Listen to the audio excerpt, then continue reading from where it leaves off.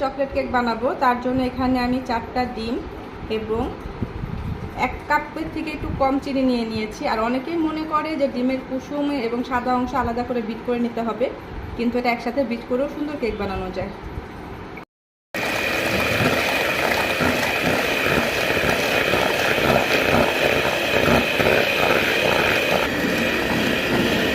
আমি ডিমের ফর্ম করছি, এটা কিন্তু একসাথে করে নিচ্ছি। আর ডিমের ফর্মটা যখন করবেন তখন ব্লেন্ডারের স্পিডটা 1-এ রেখে করবেন, তাহলে কিন্তু ভালো হবে।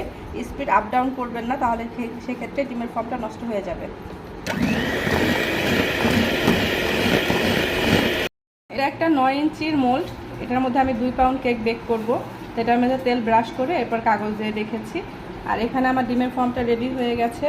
এখন এটার মধ্যে আমি বাকি মিশ্রণগুলো, শুকনো মিশ্রণ যেগুলো আছে সেগুলো ভালো করে মিশিয়ে নিব। কখন খাবো আমরা? কখন খাবো?